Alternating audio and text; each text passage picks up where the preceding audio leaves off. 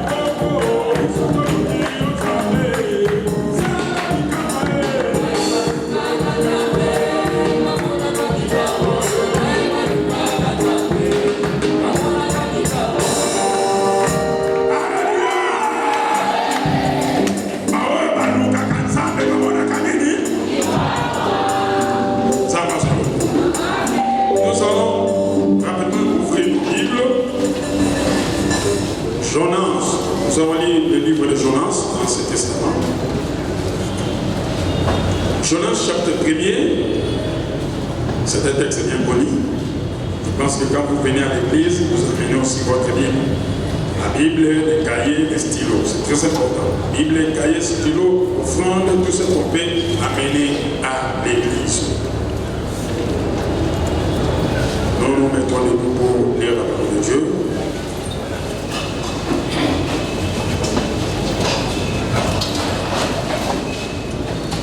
La parole de l'Éternel fut adressée à Jonas, fils d'Amitai, en ces mots.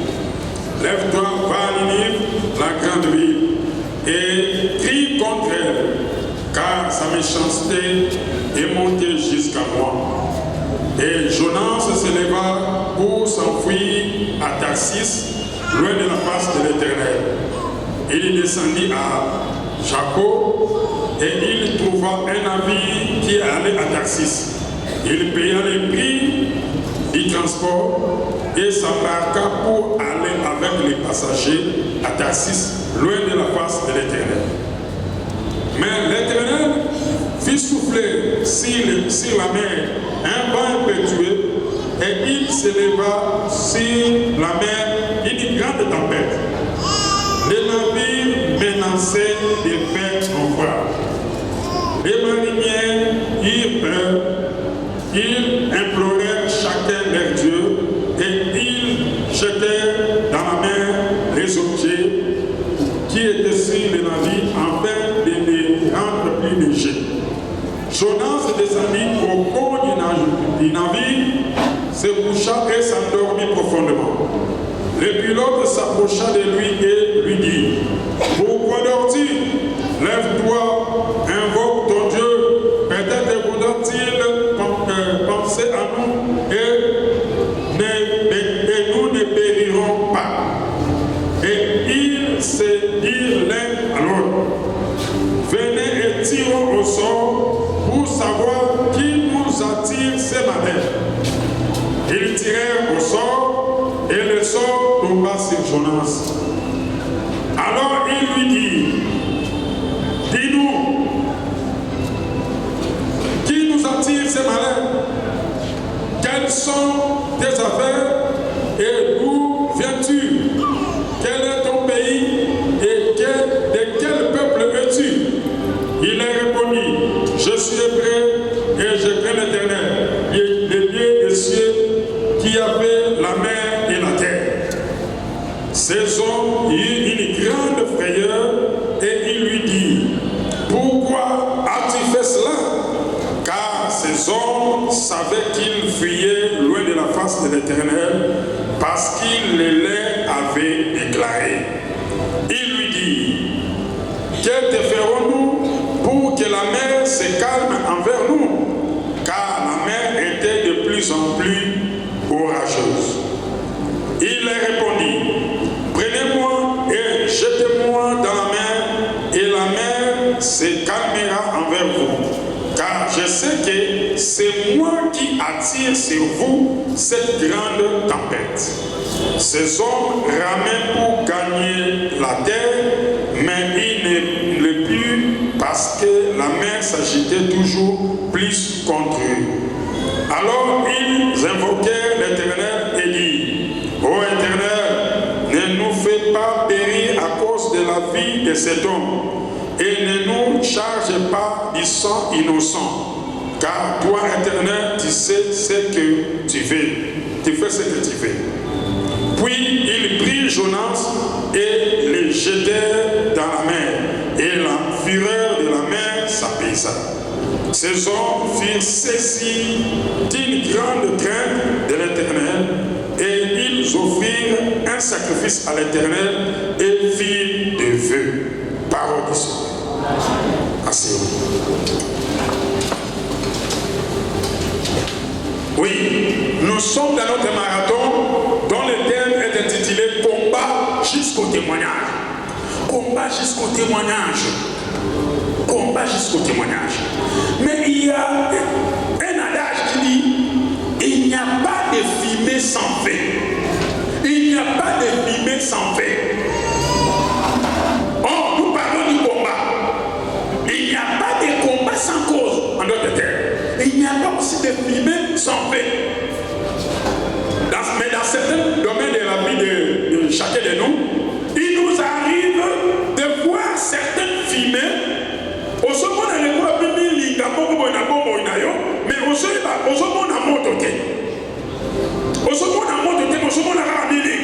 tu n'arrives pas à comprendre pourquoi cette fumée dans ma vie, mais tu n'arrives pas à détecter où se trouve réellement le fait, parce qu'il doit avoir le fait quelque part, mais je ne comprends rien, je ne vois pas le fait, mais je vois seulement la fumée. La fumée, c'est-à-dire conséquence du combat, les réalités de la guerre. Je vois des choses ne marchent pas dans ma vie, mais je n'arrive pas à détecter, à comprendre pourquoi ma cabozo si batté na kasi na bobo inaka. Alors, dans les textes que nous venons de lire, quand les voyageurs qui voyageaient ensemble avec Jonas voyaient que les bateaux s'agitaient toujours, malgré tout ce qu'ils faisaient, ils ont jeté leurs marchandises dans la mer. Mais en tout cas, il n'y avait pas toujours la paix. Alors ils commençaient à se poser des questions. Qui nous attire ces malheurs? Qui nous attire ces malheurs? Nous devons chercher l'origine de ces malheurs. Bien aimés, nous sommes là pour combattre. Combattre, oui, on nous a parlé hier, on nous a parlé aussi dans les jours qui viennent de passer, que nous devons avoir foi en Dieu et que notre Dieu est capable de tout. Il peut guérir, il peut délivrer, il peut faire des choses. Mais d'où vient le malheur en question? Le combat de chacun a une origine. Mais quelle est l'origine en question? Qu'est-ce qui fait sortir la fumée dans votre vie? Ces gens se sont posés des questions. Qui nous attire ces malheurs? C'est ça, cette phrase-là, cette question-là. Ça doit être aussi la nôtre. Et c'est aussi le thème que ces malheurs. Chacun peut dire qui m'attire ces malheurs ou qu'est-ce qui m'attire ces malheurs. Et l'okonini, topenani oyo azali komemela nga bapaso. Bitumba ona sokomona na bomo na ngai. Oyo sengeli na bunda tiki nous na tatola. Mais bitumba ngo eza na source te. Et je vous le dis, aussi longtemps que nous n'allons pas détecter, comprendre la source de nos combats, le combat va toujours continuer. Bon, on a vu ce que ça a parce que nous sommes incapables, il y a quoi étouffer, il y a quoi long la source, il y a combat dans le sol. Nous sommes incapables. Et l'autre nini, ton penani, azali komema, pasi na pomonaka. Et l'autre nini.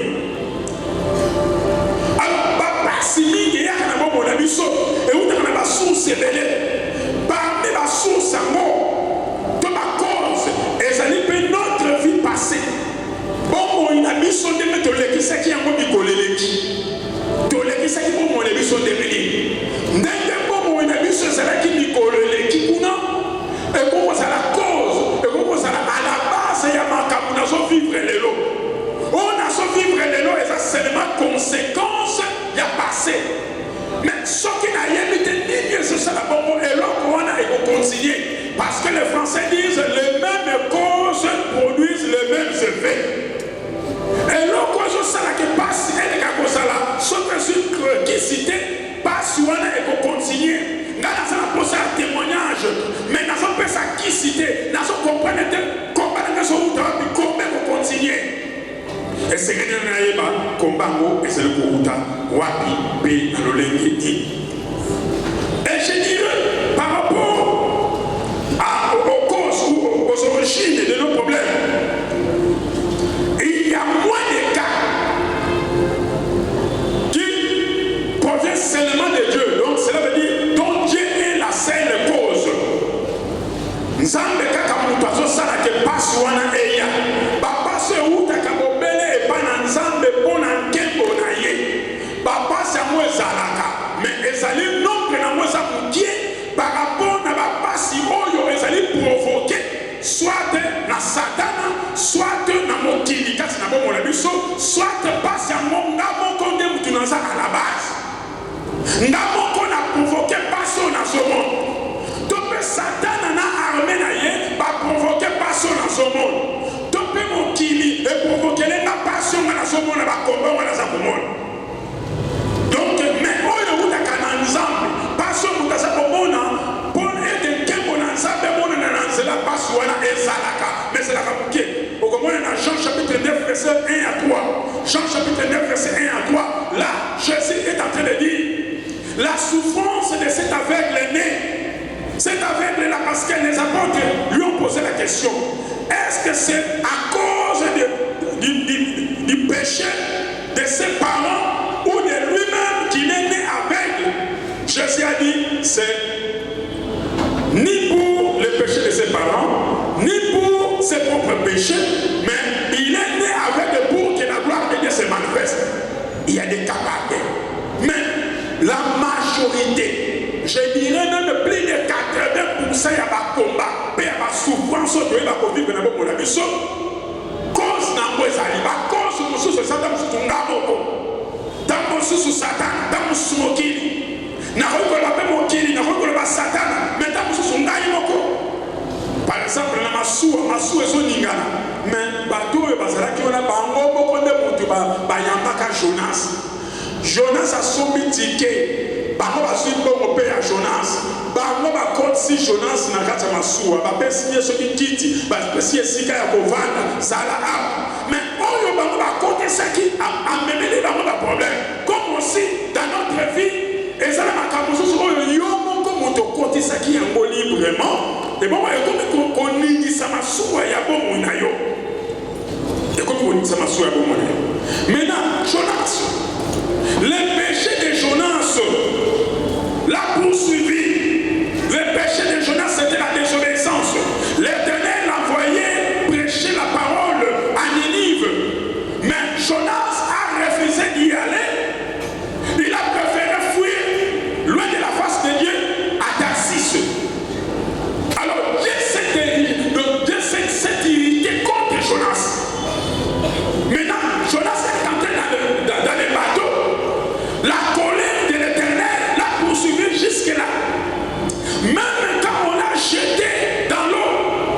Le poisson l'a avalé, mais la colère de Dieu était toujours avec lui.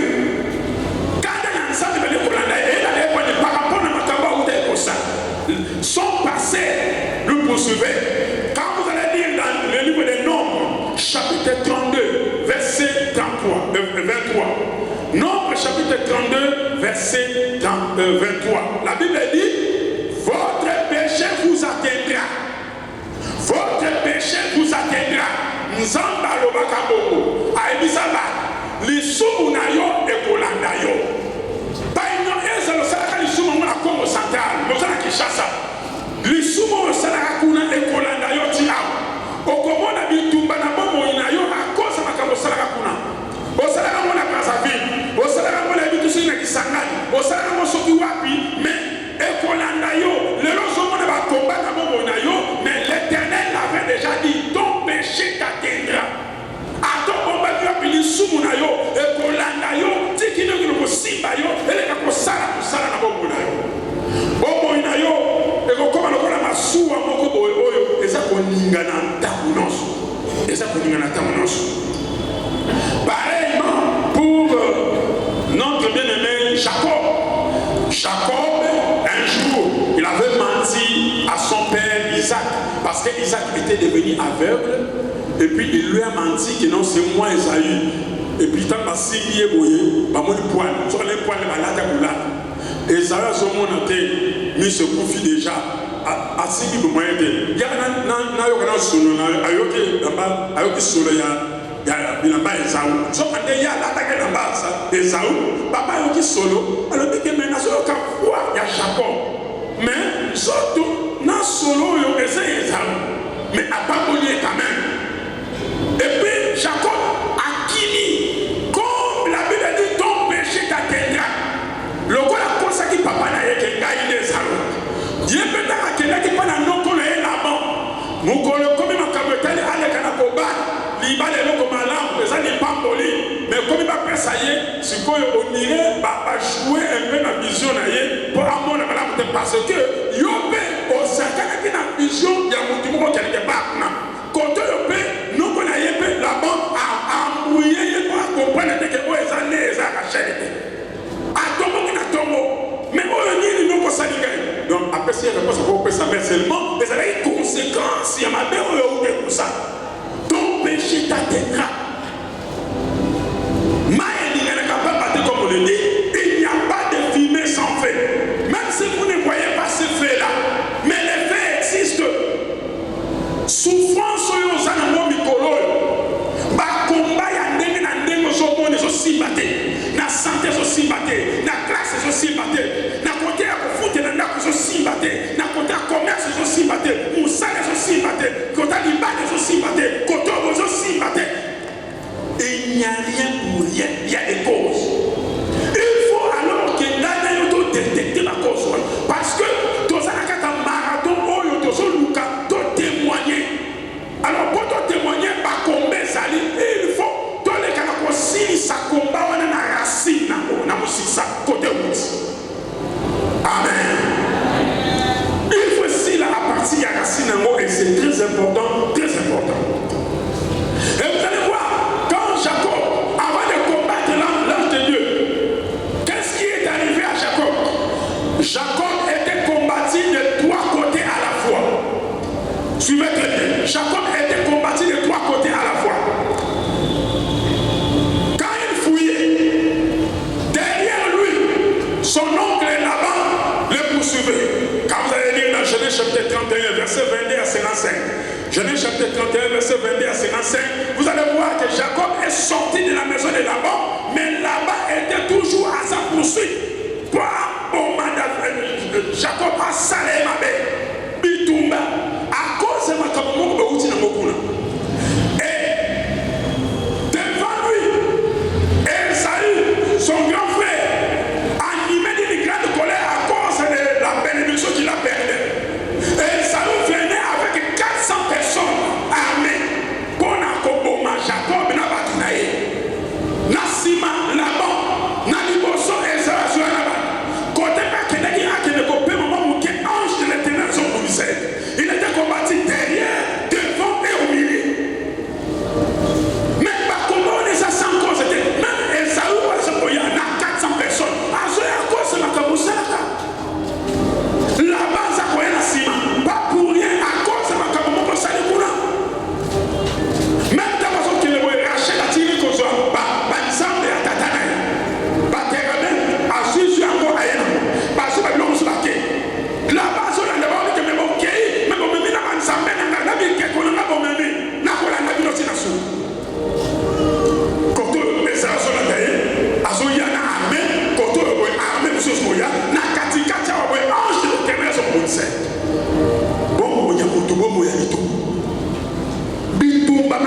simba te na bongo na yo cause ezali mutu na mutu nde toza ondire koza na masorte moko ya laba moko boye ezolanda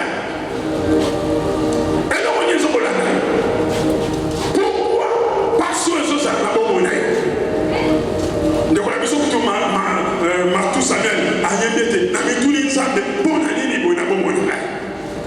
Même les prophètes Jérémie le prophète, le grand prophète de l'Éternel, il s'est posé des questions. Moi, Jérémie, pourquoi ma souffrance est-elle continuelle? Pourquoi ma souffrance à moi, Jérémie, est-elle continuelle? Parce que non, je sais pourquoi.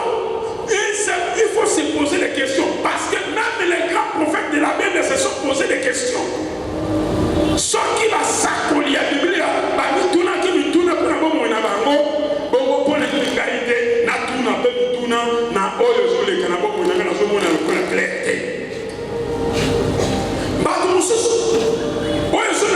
ce qui te poursuit derrière, une sorte de lament qui te poursuit derrière avec des conséquences. Pour d'autres personnes, c'est le vol. Dans votre vie, vous avez trop volé les gens, ou alors vous avez volé quelqu'un peut-être une seule fois seulement, mais il y a des conséquences. Il y a eloko yo ibaki banda oyibaka eloko wana eselekana na ndako na bino to pa ya grand frère to pa ya ba voisin to pe wa eloko mo sepela kina mo zo ko da c'est esani o sepela na mutamu ko teka mo to po kena ko sale na mo esila na mo pe bambula pe le ka mo ko eloko abosana yo peta musuna mini chobo obosana pe eloko ko be phénomène li suma mo na conséquence après bosana te ton péché t'atteindra. Ekolanda yo bato mosusu bamasuwa ya bomo na bango ningana a cause eloko moko ya bato yo ozwaka ozongisa te ntango so ozwaka nyongo meme ya mutu asengasengi kaka bombeneli bomememena ntiki na sudolelia ntango asudoli mpa bontika ndeko na mpo moni ebo sava esili yo babosaneka esilaka ndekwa mais conséquence ezali bomo eno ezolingana komba ezosimba te à cause ya oyo osalaki bamosusu à cause ya koyiba oyo ayibaki wana emema pauvreté emema blocage financier surtout soki oyibi eloko memutango aza muta misala mabe c'est très dangereux bato mpe bakwe apula mabe azwaka eloko ya mutu akesa livre moko boye ozongisa te mutu mabe barabe na stratégie ozwi eloko na ye ntango mosusu ozozongisa te ye na motema ne mabe azosouete kutuke yo ozongisa ngo te onganzama ngo comme ça ya trouve porte d'entrée de eloko mpo eloko moko ya ye eza mpa na yo akokotela na eloko na ye oyo eza mpa na yo obatela livre obatela soki eloko nini ozwaka nango ezala oninga voisin locataire ozwaki soki mpe kikalungu ozwaki soki mpe eloko nini mpe esilaka na ndenge wana meme ntango azobima yo mpe ozobima obi abosana ngo di asoma mosusu di mais ye loka aza moto bisala mpe asundoli yango mpo ezala okomela yo problème bato na ekoma koninga mpo na eloko moko oyo ozwaka qu'est-ce qui agite ton bateau nini yango ezala kola chonance na bongo na yo. Je me rappelle encore à Baroumou, il y avait une maison qu'on appelait maison de grâce. Le Coréen, qui est le promoteur de CBS, Révérend Kim, que vous connaissez bien, l'université, Révérend Kim, tout cela, quand il était venu à Kinshasa, il louait aussi une maison à côté du bon marché là, on appelait ça maison de grâce. Comme mon ami lui interprétait, on allait toujours là-bas. Et puis, avec on rassemblait ma chaîne, tout cela. Alors, nous sommes pas venus par pasteur, tout ça qui peut on travaille aussi avec les révérends qui n'ont encadré ma chaîne. À bout de mon se tournait pour là, nous sommes dans la chambre, nous sommes encadrés, ma chaîne, nous sommes dans la chambre. Alors, et ça m'a dit que c'est pas là qu'on a senti mon coboye. Bah, nous avons pas marché, senti mon bien. N'a songi senti quoi. na sepeli nango ta na sonja mona lasi kutemona note na tiango na mapote mantemo bona tiango na digo ça va na ola ta mata lobi et lobi na mona tongo sans que même na la tango sentir le goût na tuni ba tino se bazali na botamona na kondi manzalite bon ah ok motema passe na lo bali kaka bona di ah bande a tuni bino mais modalo a dina zate mais à moins que ngana za mosala nzambe moto ya fait sentir oyo a sentir kaka ke a soit sentir mosala nzambe pe yo mo sentir que le long na zoti et même il y a pas problème dans le bec bon la faille et les gens mikolo ndeko mobali moko aye parmi ba cheki aye avec non en tout cas ngana za à l'incité naza l'incité donc bandam na gagne na so sentir bandam mukolo na suis sentir on a teki yako na suis bon kaka kama na moni ba biloko ba ndeko na so biloko ze na so tala de so ko le ko na so comprendre que ato beliki ça ça rien na bi va a tout beli ngam na so sentir na bi ke ya moni mteso na ya so ça ato beliki c'est so sympathie a tout bien le corps tout bien premier attateur teki yango bon ça na l'émission na sambeli pour na et les risques 2 jours ou 3 jours il va se sili et sili s'akis ton péché t'atteindra les sourds yo ça et qu'on a d'ailleurs et ce sont ngai pas na ngai ça qui na ça vraiment c'est ça mais ce qu'on connaît la vraie donc on critique ça seul mais yo soit que le connaît na il y a des conséquences à part les vols. Il y a l'impudicité par exemple. Nous citons certaines choses. Oh, il y a même là-bas, tu as un problème. Et là, comme on a la journance, et je dis ça m'a sourd. Bon, on est à combat. L'impudicité. Bien aimé, quand nous allons lire dans 1 Corinthiens chapitre 6, verset 16 à 18, là, la Bible dit celui qui s'unit avec une prostituée devient une seule chair avec elle. Donc, ce que ça n'a pas de moisi en Duba, même spirituellement, il y a des communications.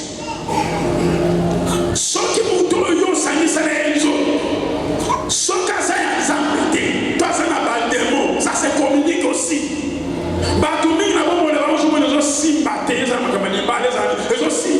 À cause seulement de la relation sexuelle dans mon tour, comme mais ça crée maintenant des problèmes. Vous avez des problèmes sérieux dans la vie. À cause de la OS. Quand tu me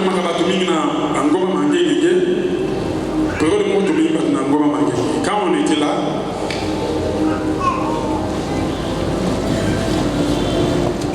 je faisais passer chacun donc sous forme de tir d'armes.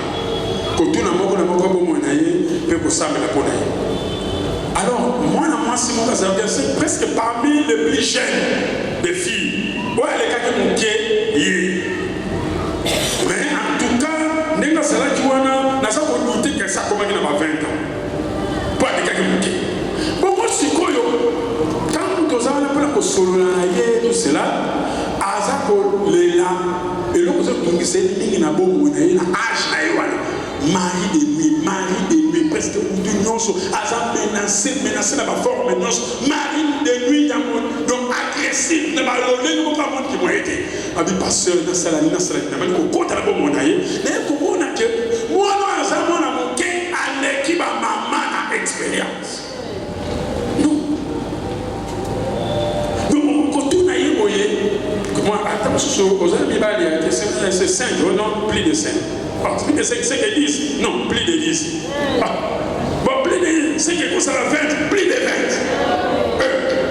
Donc, non, nous sommes tous dans la voie, il n'y a pas plus. Plus. Donc, bon, on est alors, sur vos conséquences, donc, mari de nuit aigu. Et alors, voilà, vous allez mari de nuit, au coup de sur la carte, sur le bouton, mari de nuit, donc, on ira sur quoi, comme une démon. Il y a pas mari de nuit. Sur le premier combat, qui me délivrera, je dois combattre jusqu'au témoignage. Mais si quoi,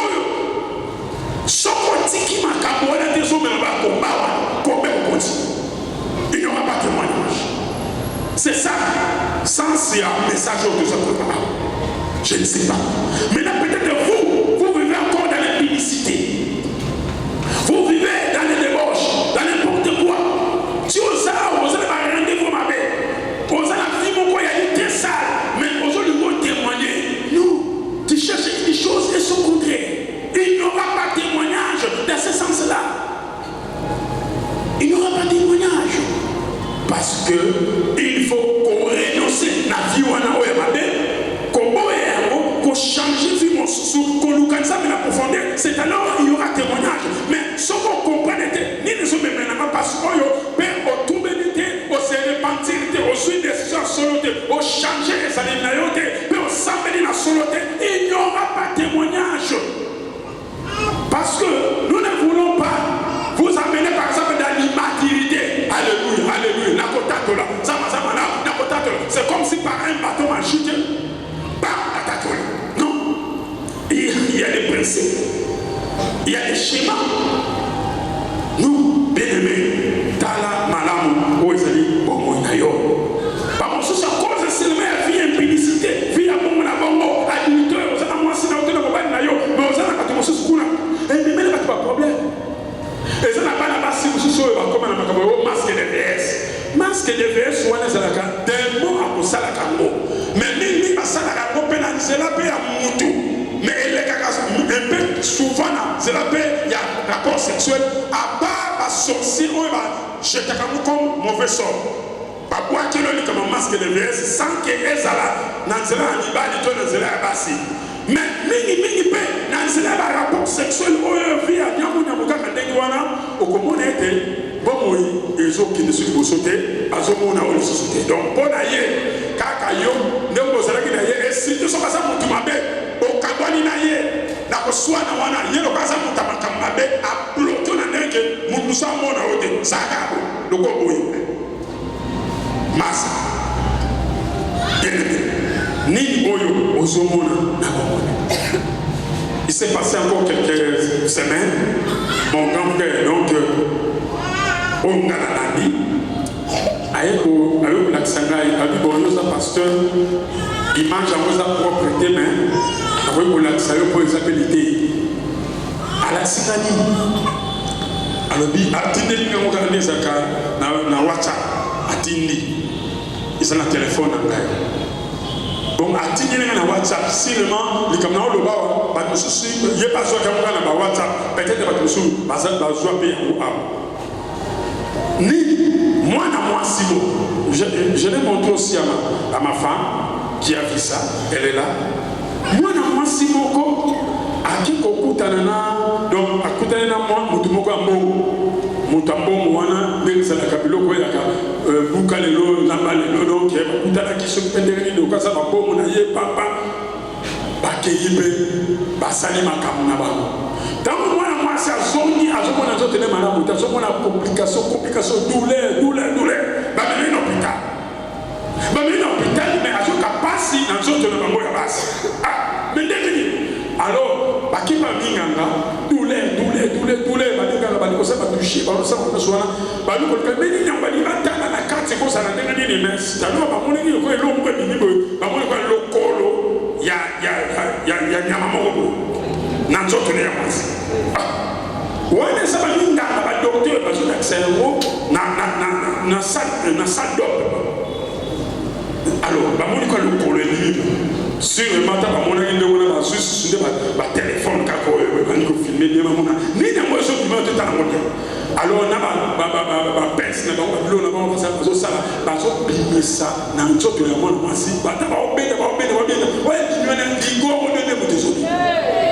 so que ça y est dans ma pasteur, parce que ça y est dans ma pasteur, mais on est à ma médecin, yo y est ma pasteur, au soleil là, tout ça, mais ce côté là, c'est pas, il gomme la bimi, il gomme la bimi, à sauter, à ça d'abord moi.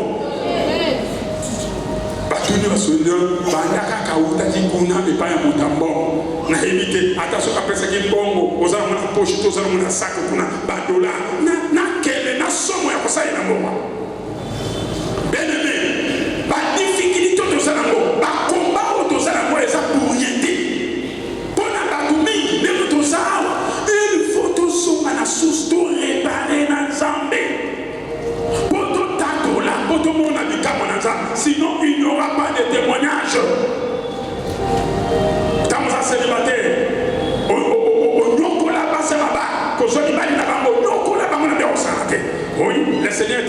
maintenant la grâce, tu es chez soi.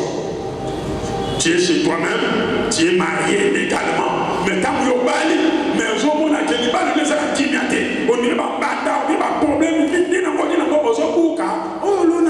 on est ça. Il y a un petit bateau dans le besoin de Ghana. Jonas a ça dans la case. C'est très important. Bien aimé. Par mon souci. Et là, on va ça là. Et ça, il est avortement volontaire. Donc, il y a beaucoup de ça, il y a beaucoup de à Melakis, donc, qui est pas mis dans le ballon. Car, on s'est regardé, conséquence, il y a au monde qui a comme un âge, il y a comme un abali pénal normalement, mais ma beauté est folie. Zambé, n'a pas de zizi là, n'a pas de Zambé là, n'a pas de n'a pas une tendance, n'a pas d'église au Zambé là. Mais dans tout cela, il faut rentrer dans les sources. Ni nous ça là, comme si ma source soit libre, la source pour Akabane. Alex la TV, mais Banaba Souana, tant qu'il n'a qu'à Tanibal, on savait que Zambé, Pesanga et Mabota, ce que il y a un problème. Il faut réparer avec Dieu pour être en tâton. Sinon, il n'y aura rien comme témoignage. C'est ça, c'est une sorte d'église. Quand j'étais encore une pharmacie à Angaba, j'avais une pharmacie, mais je voyais une fille qui venait régulièrement acheter certains médicaments. Baptiste Moussolini, Baptiste Banyama, tout cela. Azara wana boye soka fungo yonga betam soko bou amélia on comme ça appelle moi sachez vous yo pire mais amali était Amérique ça yo de temps en temps so yega ramba mo so mi qui se papa ba on qui ça vous ça ka après c'est ya on ka mo tina e ko la na ko solo la yo mona ke et ça le bouclier cela veut dire soki auti ko sala makamona ye amela bimele qui soit na pona nini ke donc ça écoute déjà et que ça la terre. Et ça paraît ma camarade. Pour mon année. Mais il y aura des conséquences peut-être un jour. Il me dit nous sommes allés à la peut-être dans votre vie, vous avez causé un grand mal à quelqu'un dans la vie passée. Et maintenant, les cris de ce malheureux te poursuivent jusqu'aujourd'hui. Au salam, mon mabé, makasi, mon toilela, kolela, on est sur la laïotie, le loco, on a dit, on ça moudou. Tant que je suis les Kébélé, yo mo bosana, tant que je suis pas bosana, mais ni kambo ya mo bosana de la yo. Conséquence c'est ça. On les ça. Bien aimé. C'est très dangereux. C'est ainsi qu'à une certaine période ici à Kinshasa, on parlait d'une femme là qui avait aussi des difficultés pour mettre au monde. Mais quand on a prié après des années, elle était obligée de confesser. De confesser quoi? Parce que dans Wanakala, ce qui peut dire que c'est un conflit avec entre les locataires, tout le parc, il y a un gars qui peut me mettre dans le lycée et tout ça. Mais là, on a pas qui pète. Alors, moi, je il y a voisin. Il y a bébé, amenez-vous qui est dans le moment qui est de côté, il y a donc, ça a dit, on a fait et oh, ya sala qui wana azomona ne mwana zo kina bika ya wana makamani tanikate atika mwana ya tano baboye batu mususu o bayoka basolo wana bazo ningisa motu na kanisa atika mwana kenda na condition na tikino mwana ya bebe adinda mwana wana akufa mais papa na batu nyusu bayeba batu alela bayibite que moi na kufa moi na kufeli nini moi na kufeli bakunda histoire ici là batu ba éviter mais yebo ba kolo mobo ndayebike moi na mo kufa mais ngai na sala quoi responsable pour na webo biki ça y est mais ça c'est pas non assistante de personnes engagées sikoyo lokola otika ki bébé muninga diline ngwana par exemple comme quoi soit bébé total et comme combat tam so ko ya combat jusqu'au témoignage de ah bunda tina tatola oui pour bundo tatola songona no sima réparer tout là bon qui ça nzambe pesima no tatola bikamanza amen. C'est très important. Aujourd'hui nous sommes comme dans un hôpital. Tout ça qu'on arrête à l'hôpital on nous a fait une opération pour la voir qu'on ça va aller bon moi na biso Mutumo akoma chômeur bon moné mobimba à cause na yo. Aperta musala malonga à cause na yo. Pero za oelia. Mutumo boye. Divorce salama moi sina moba yonde aux à cause. Oyelia mo bemana. O tumelate o repara pété. Baboya yi, to baboya na à cause na yo.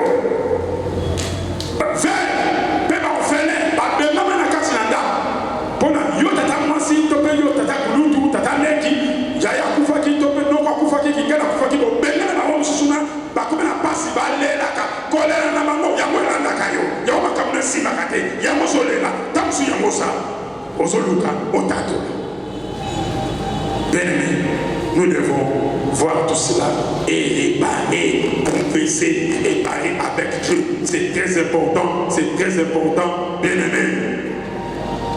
Peut-être vous avez combattu pour profaner l'œuvre de Dieu. De quoi c'est la cause? Yo bundi sa musala na nzambe.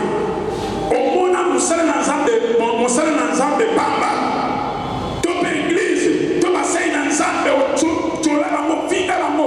Tant mon bon, ce qui est un faux, un aventurier serviteur de Dieu. Nous devons être soi-disant serviteur de Dieu.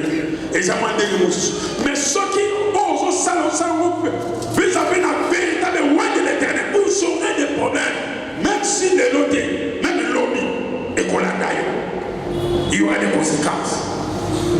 Vous avez fait quelque chose de mauvais, peut-être dans l'église, envers les serviteurs de Dieu ou comment, vis-à-vis de l'œuvre de Dieu. Votre péché vous atteindra. Il faut réparer avec Dieu. Je me rappelle encore. Alors, tout le monde, ça va être simple pour eux, ils sont éclairés, surtout comprendre la cause. Moi, dans mon bal, il y a beaucoup de gens. Donc, moi, dans mon bal, dans lequel il y a des choses, tant que tu as mis tata. Tata, pas beaucoup de gens. Mon corps, le président, ça pour les là. Pour nani azolela hémorroïde ici la kate hémorroïde ba deyo singa ba sali simité ba ta ko ko ba beki ba former l'union so ba ndenge nyonso rien hémorroïde ya ba casse ya compliqué mais ba to ba sali samba mona ka to ka sorte hémorroïde pardon alors ba sali nyonso si ba te ba sambe ba sa rien mais un jour le Messie qui soit a reçu une grâce. La grâce c'était quoi? Il demandait la prière auprès d'un serviteur de Dieu. Pour celui-ci, heureusement, avait aussi une grâce. Ça va être un peu plus de dans ce qu'on sait dans sa vie, on a juste semblé pour la kawana hémorroïde. Nous sommes à ça pour le panaï. Que non, quand il y a un azana, c'est ce hémorroïde à cause de moi, c'est dans sa ici. Il y a un hémorroïde et où est là, yo nanda panza. Hémorroïde au soit quand on nanda panza. Maladie na yo, l'église. L'église n'est pas une solution. Yo, et ça l'église to mikolo qui nous semble la pour la cana yo, mais et ça l'église moko. Yo au salaka li kambo moko. Mais ça m'a sauvé la main qui est en haut, ça n'a pas de moi dans mon cœur, il n'a pas de l'église, au salon comme mon cobo, dans l'église, il y a de ayoko avoué par la moselle dans Zambia, dans ce commune, elle se dit sous mon angaï, à Salakani.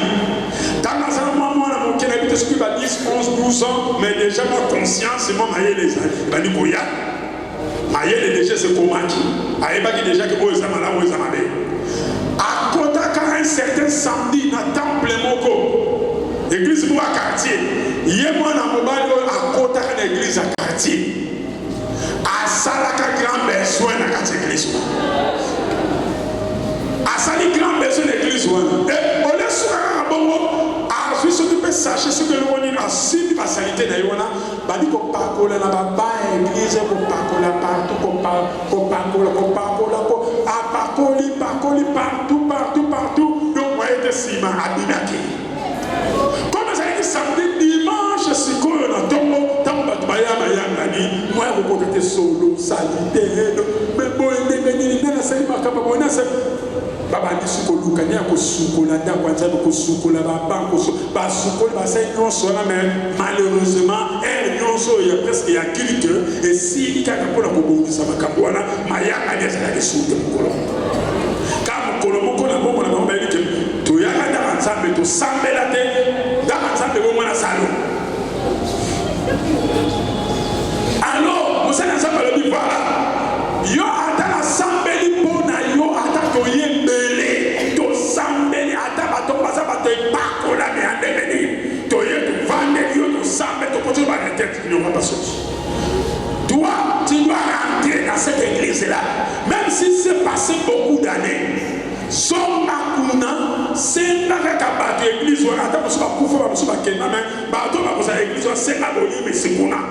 Ba ngope ba Sambeli ba ensemble pour na yo te passe na yo aussi. Nde akenda kakuna ba Sambeli a symboli bisinga itala boita bikolo bato ba sali batakala ne ba dia na bambula songolo to Sambela kate to eko sala salongo nda ko nzambe ko ben solo salite bien.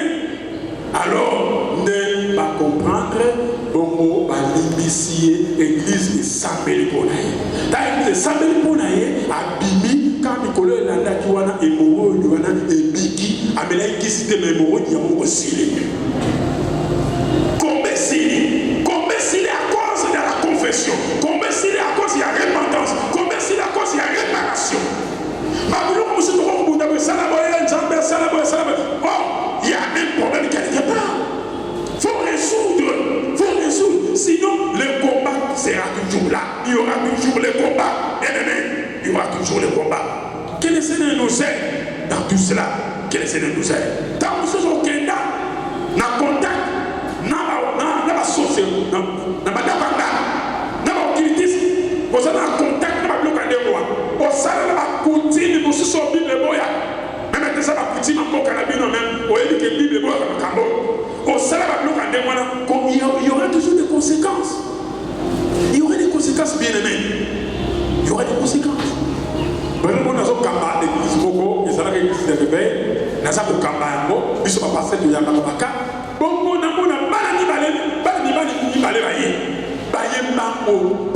pasteur, Sungabiso, pasteur,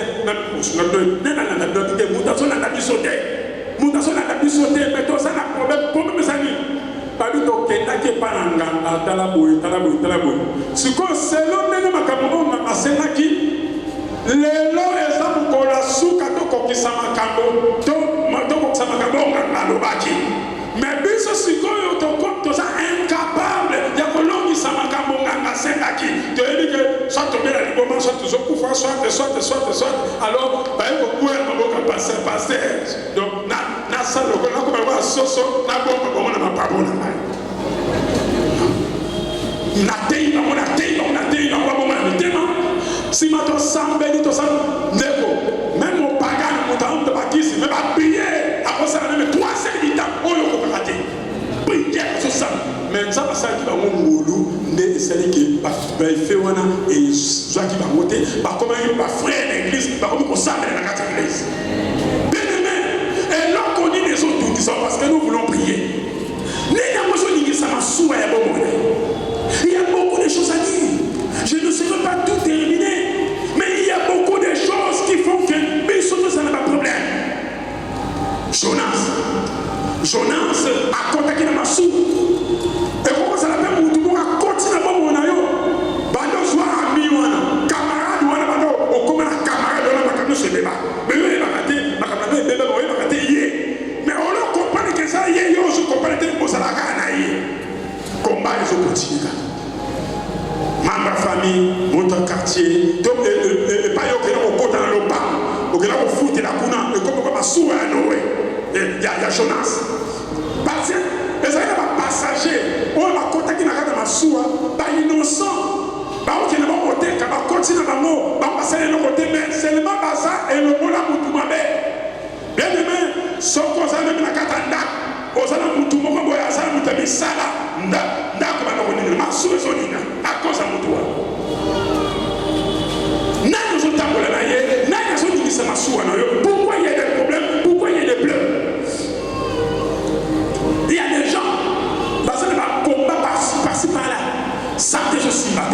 mon bon aussi batté, mon salaire aussi batté, la classe aussi batté, la libane aussi batté, la macaron aussi batté, la boise aussi batté, combat à combat, et puis au combat était un jour où tu as dès qu'on a nous avons la révélation. Bah, toi, là, vous avez dit que bah, petit papa. Et sont tombés par la Jonas. Mais nous aussi, notre Dieu est un Dieu de révélation. Il révèle, même dans d'autres, même dans la vision, même dans la prophétie, même dans la mémoire, il peut te révéler de grandes choses, bien-aimés. Mais pourquoi ne pas chercher la solution auprès de l'Éternel? Pourquoi ne pas chercher la solution auprès de l'Éternel? Pourquoi ma souffrance est-elle continuelle? Moutuna moutou. Et ça, c'est l'autre mot, je dis, ça bateau et à bon monaï. Quand c'est ça quelque part, il n'y a rien pour rien. Quand on dit, il passe sur un exemple. Pourquoi pas tout le monde aussi bas? Ma belle table, je aussi battu. Même un gars, on a sur la vie, non. Comme on a aussi battu, passe, n'a pas si complication. Non, on s'appelle. C'est qui nous s'appelle, on s'appelle, on s'appelle, on s'appelle, on il y a famille à Bissot.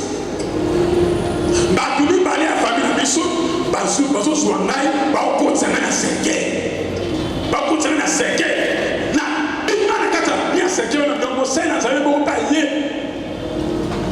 Ah ça, il a fait pas comme ça, madame, mais la monnaie qui est dans l'auto. Aïe, il y a aussi ma mère, l'homme est dans Seke. Mais vous comprenez que, ah, Bitumananga, ça vient la famille, Pena Boina.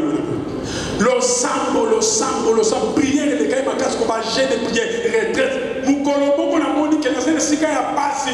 N'a pas le canal bima, n'a pas le moyen, n'a bundi, n'a pas le dissous, qu'on a bimi. Tant on a bimi, n'a pas le dissous, n'a pas le scoba. Mais tant on a eu le bima, n'a pas le que, côté n'a bimi, n'a libulu, ya ouessé, ya le pain. Le pain, ma famille, n'a bimi, n'a PVC, le Joana, oh, ils ont une massalité. Quand la Bible dit, donc ça veut dire que bon, il n'a pas été bon, il n'y a pas de souci, il n'y a pas de toilette. Mais là, il y a qu'on nous a ensemble pour s'enlever la Bible.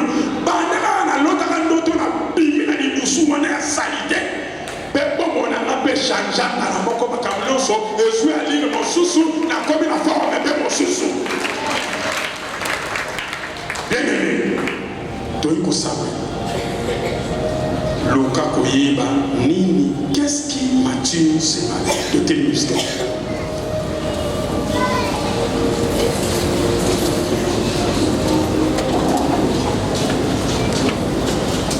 Tes muscles.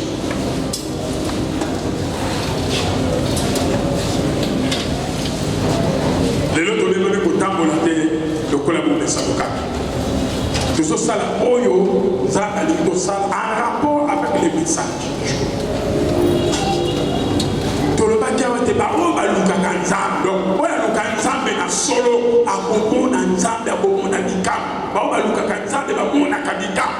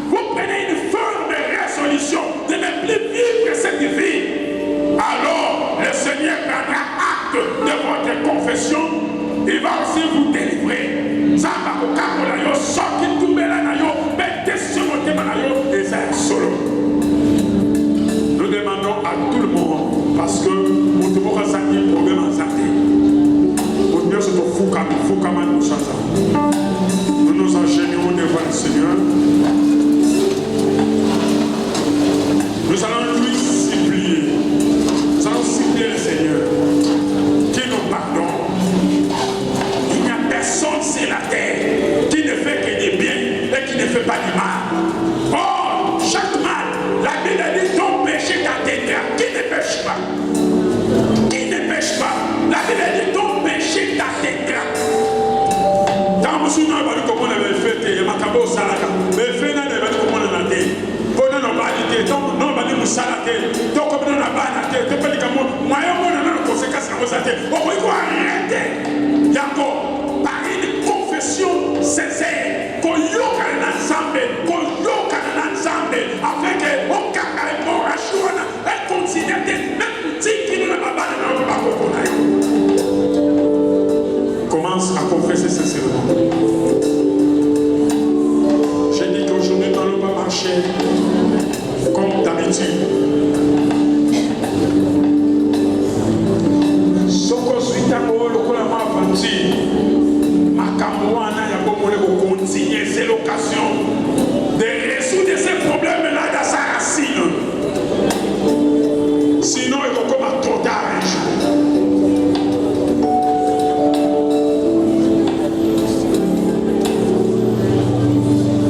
Via impudicité, via moyini, cholabato, nyokolabato, utumubale laka, alomani bala, alomani musala, alomani sokesikani. Mosala nzambe moka nyoko bana motema na ye atonda na soni à cause na yo. Tona église osala eloko moko boye. Tout ce qui peut venir dans votre esprit, confesse devant l'Éternel. Pardonne-moi, Seigneur. Il est juste et fidèle pour nous pardonner. Adama sunu na yo ekomi motani lokola mbola akolimisa.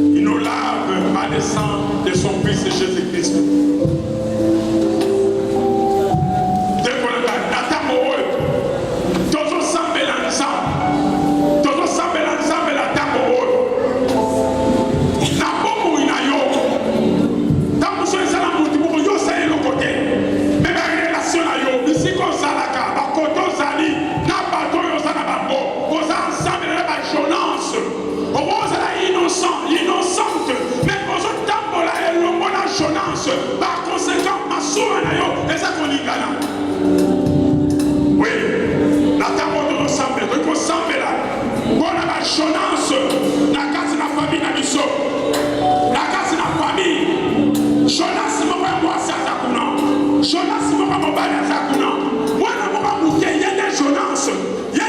ondingisa ndako na bino, ye nazondingisa kote paternel, ye nazondingisa kote maternel. Nzambe asembola loboko na ye asala bikama. Sembola loboko, alleluia, hosana, tomona bikama, alleluia, hosana, alleluia, sembola loboko, alleluia, hosana, sembola bikama, alleluia, hosana, oh sembola loboko na yo, alleluia, hosana, oh sembola bikama, alleluia, hosana, alleluia, sembola loboko, alleluia, hosana, sembola bikama, alleluia, hosana, oh sayonira samba, oh alleluia, hosana, sembola loboko, alleluia, sembola loboko, alleluia, hosana, sembola bikama. Banda kobondela contre Jonas oyo na kati na ndako na bino, na kati na lopango, bali kobeta maboko, bali kobeta maboko, bali kotelemela, oyo nyonso ali kondingisa kombo na yo, ali kondingisa masuwa ya kombo na yo, bali kobeta kombo na Yesu Masiya.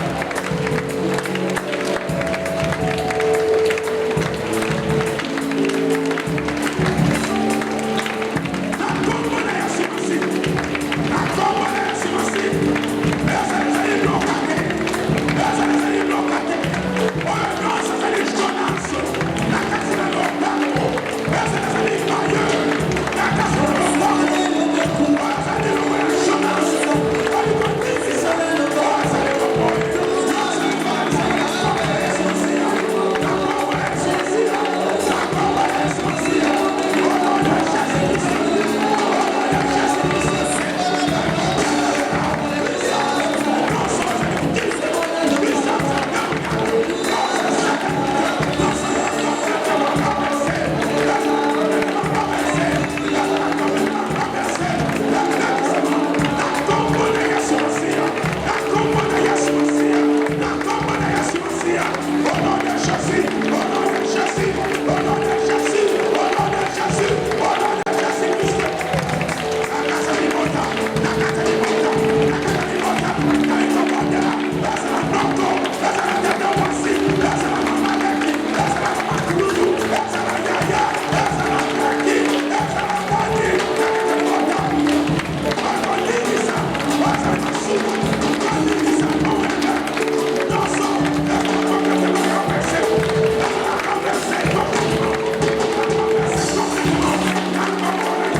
Yeah.